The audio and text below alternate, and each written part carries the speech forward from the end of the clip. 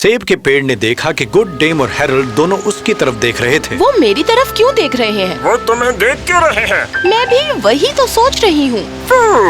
क्या वो राजा तुम्हारे सोने के सेब चाहता है? उसे इस बारे में नहीं पता है। हाँ, पर अगर उसे पता चला तो? वो अभी तक सोने के नहीं हुए हैं। फिर ठीक है। वो आ रही है। डेम उन दोनों की तरफ चलकर आ रही थी। असल में उन्हें सारे सेब चाहिए और मैं सही था। क्या आखिर उसे क्यों चाहिए? गुड डेम ने उन्हें बताया कि बीमार राजकुमारी उन सेबों के लिए गुजारिश कर रही थी और राज्य के सभी सेब के पेड़ से सेब खत्म हो चुके थे। पर तुम्हारा क्या होगा? क्या तुम्हें सोने के सेब नहीं चाहिए? वो हैरान रह गई जब डेम मुस्कुराई। राजकुमारी की सेहत मेरी चाहत से ज्यादा मायने रखती है। ये सुनकर सेब का पेड़ काफी खुश हुई और उसने आगे कुछ नहीं कहा। जल्दी ही सिपाहियों ने लाल सेबों को इकट्ठा करना शुरू कर दिया।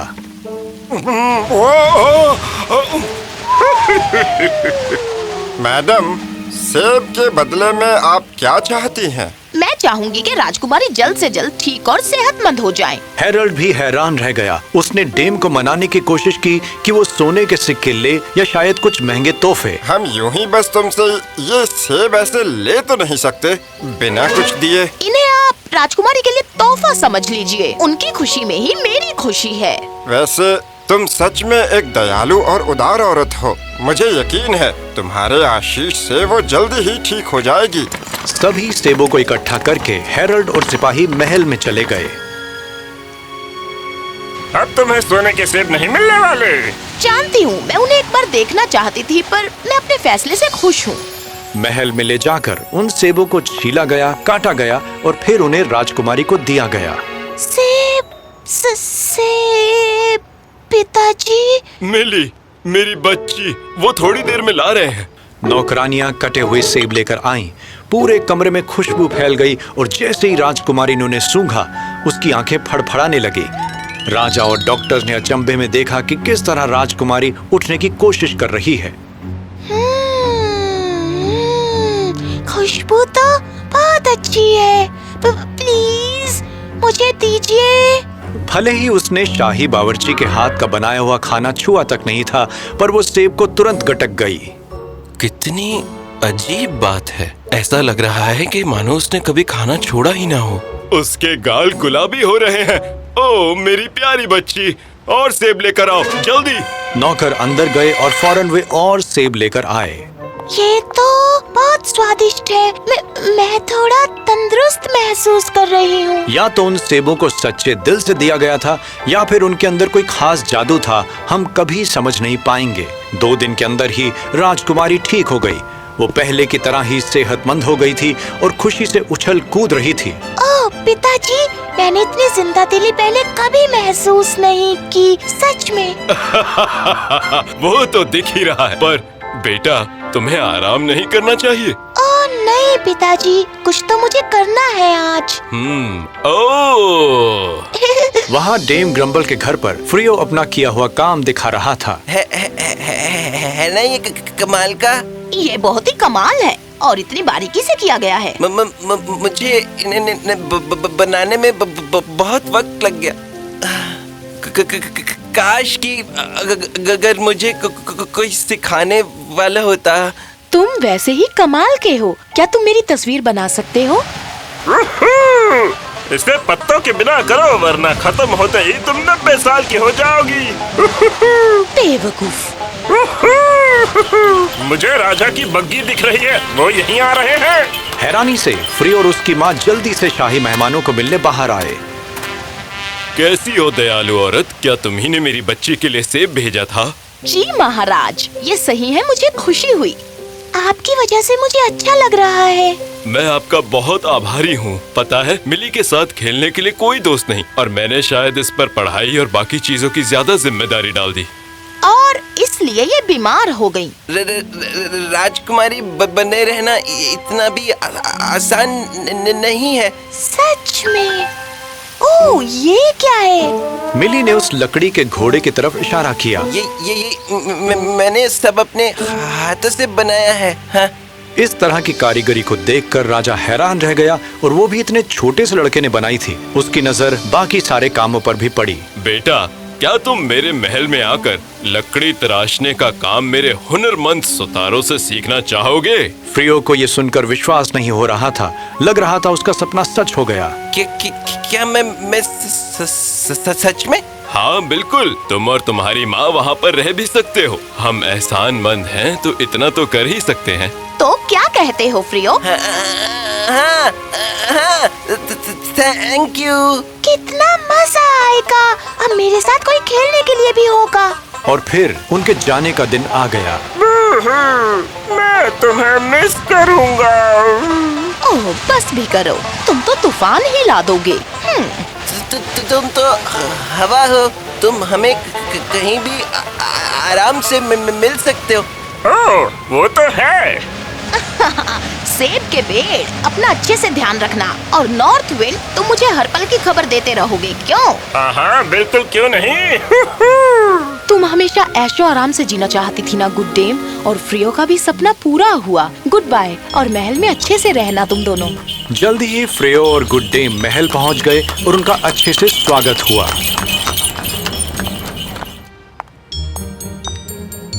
फ्रियो, तुम आ गए। चलो मैं तुम्हें महल दिखाती हूँ। पहले क्या देखोगे? वैसे मैं सुतारों के काम करने की जगह पहले देखना चाहूँगा। मुझे तो लगा तुम कुछ दिलचस्प देखना चाहोगे, पर हम वहीं चलते हैं। आओ मेरे साथ। जब फ्रियो राजकुमारी के साथ गया तो गुड डेम उस आलीशान महल की सैर करने लगी। कितना सुंदर है। सेब का पेड़ सही थी। यहाँ रहने के लिए मैं काफी उत्सुक हूँ। जल्द ही दोनों महल के ऐशो आराम में ढल गए थे। शाही सेवा और इतनी सारी दौलत से वो हैरान रह गए।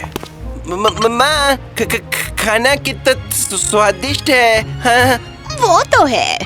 फ्रियो को उन शाही सुतारों के साथ काम करने में मजा आ रहा था। वो उनसे इतना कुछ सीख रहा था, नए तरीकों से लेकर खिलौने बनाने तक। वो एक बढ़िया लकड़ी तराशने वाला बन गया था। माँ, देखो मैंने क्या सीखा आज। हाँ। बहुत बढ़िया। मैं इसे जाकर मिली को दिखाऊंगा। हाँ। फ्रियो और मिली को अब अलग करना मुश्किल था। ये एक शांत लड़के और दृढ़ निश्चयी लड़की की दोस्ती थी। मैं पढ़ाई करके थक चुकी हूँ। अगर पश्चिमी राज्य को पता है कि उनका नियंत्रण किस तरह होता है, तो मुझे जानना क्यों जरूरी है? मिली, देखो मैं क्या लाया।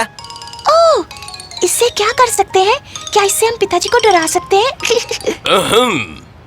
दोनों का ये मिलना मुसीबत को भी बढ़ावा दे रहा था। नॉर्थ विंड अक्सर गुड डेम से मिलने आया करता था। सेब की पेड़ तुम्हें बहुत मिस करती है। ये लो, उसने तोहफा भेजा है। वो बहुत अच्छी है। उसे कहना मुझे अच्छा लगा। जरूर करूँगा। ईस्ट विंड को मेरा यहाँ आना बिल्कुल पसंद नहीं है। Goodbye. जैसे जैसे साल बीतते गए, फ्रियो 17 साल का एक सुंदर नौजवान हो गया था और राज्य का सबसे बढ़िया लकड़ी तराशने वाला भी बन गया था। फ्रियो, चलो खेलते हैं। पर जल्दी करो, इससे पहले कि राजकुमारी, तो आप यहाँ हैं। इतिहास। तो तुम्हारी पढ़ाई के बाद मैं तो तुम्हें एक सरप्राइज दूंगा मिली। सच में? मैं इंतजार करूंगी। मिली अब एक 15 साल की होशियार लड़की बन चुकी थी और उन दोनों की दोस्ती अभी भी पक्की थी। हालांकि गुड डेम इतनी खुश नहीं थी। ओह, ईस्ट विंड काफी ठंडा और विनम्र है। नॉर्थ विंड के मुकाबले तो कुछ भी नहीं। ये सूप घर जैसा स्वादिष्ट नहीं है। वैसे यहाँ पर रहना अब अच्छा नहीं लग रहा। जबकि महल चकाचौंध से भरा था और आरामदायक था, गुड डेम को अपनी पुरानी जिंदगी बहुत याद आ रही थी। मुझे सेब का पेड़ और उनकी बातें याद आ रही हैं। नॉर्थ विंड और उसका अक्खड़ स्वभाव, मुझे घर की याद आ रही है। और इस तरह उसने बाकी सबको अपना दिल का हाल बताया। वो सब उदास हो गए। माँ, क्या आप सच में वापस जाना चाहती हैं क्या? अगर हम कुछ चीजें बदल सकते हैं तो। थैंक यू राजकुमारी, पर मैंने मन बना लिया है। उम्मीद करती हूँ कि आप लोग समझेंगे। वैसे अगर तुम्हारी यही इच्छा है तो मेरे आदमी सब ख्याल रख लेंगे और जब भी तुम्हें बग्गी चाहिए हो मिल जाएगी। फ्रियो इस सब से काफी दुखी था। क्या आपको यकीन है माँ? हाँ बिल्कुल। क्या क्या क्या मैं भी आपके साथ? फ्रियो, मैंने अपने लिए फैसला लिया है। ये तुम्हारी जिंदगी है, तुम जैसे चाहो वैसे जी सकते हो। मुझे आपकी बहुत याद आएगी माँ। अपना ध्यान रखना बेटा। और खुशी खुशी वो अपने घर चली गई थी। इंतजार नहीं हो रहा। जब वो वापस आई, सेब का पेड़ हैरान रह गई। क्या तुम यहाँ क्या कर रही हो? गुड डेम ने अपने दोस्त को गले लगाया और उसे सब कुछ बताया। तो तुम यहीं पर रहने वाली हो हमेशा के लिए? मजा आएगा। वैसे फ्रियो की बहुत याद आएगी। हाँ मुझे भी, पर वो वहाँ खुश है और यही मायने रखता है। अब क्यों ना थोड़ी गपशप हो जाए। घर वापस आकर सेब के पेड़ से और हैरान नॉर्थ विंड से बात करके गुड डेम को बहुत अच्छा लग रहा था। जैसे जैसे साल बीतने लगे वो वहीं पर रहने लगी, अपने दोनों दोस्तों के साथ एक सादगी भरी जिंदगी बसर करते हुए। एक दिन उसे कोई मिलने के लिए आया। देखो फ्रेयो आया और साथ ही मिली भी। अरे वाह। Hello Apple, windy. सेब के पेड़ के अंदर के जादू की वजह से वो उन दोनों को देख सकती थी। फ्रियो, मिली, क्या बात है। इस बार तुम लोग थोड़ा जल्दी नहीं आ गए क्या? हाँ आए हैं, आपको खबर देने के लिए। ओह, कैसी खबर? क्या अच्छी खबर है या फिर बुरी खबर है? वैसे मिली और मैंने शादी करने का फैसला किया है। उनकी खुशी से चिल्लाने की आवाज से एक पूरी सेना बहरी हो सकती थी। ओह, बधाई हो। मैं तुम दोनों के लिए बहुत खुश हूँ। एक शादी। वैसे मिली और मैं सोच रहे थे कि क्या आप हमारे साथ वापस रहना चाहेंगी? ये सुनकर गुड डेम हैरान रह गई। उसने कुछ देर के लिए सोचा, लेकिन तुम लोगों का प्रस्ताव मुझे अच्छा लगा, पर मैं यहीं पर रहना चाहूंगी। मैं यहाँ बहुत खुश हूँ। मैं समझता हूँ माँ। और इस तरह वो औरत जो हमेशा कुड़कुड़ करती रहती थी, आखिर में वो अपनी आशीषों से संतुष्ट थी। जो चीजें हमारे पास नहीं हैं, उस पर हम हमेशा कुड़कुड़ करते रहते हैं, तो ये एक आदत सी बन जाती है।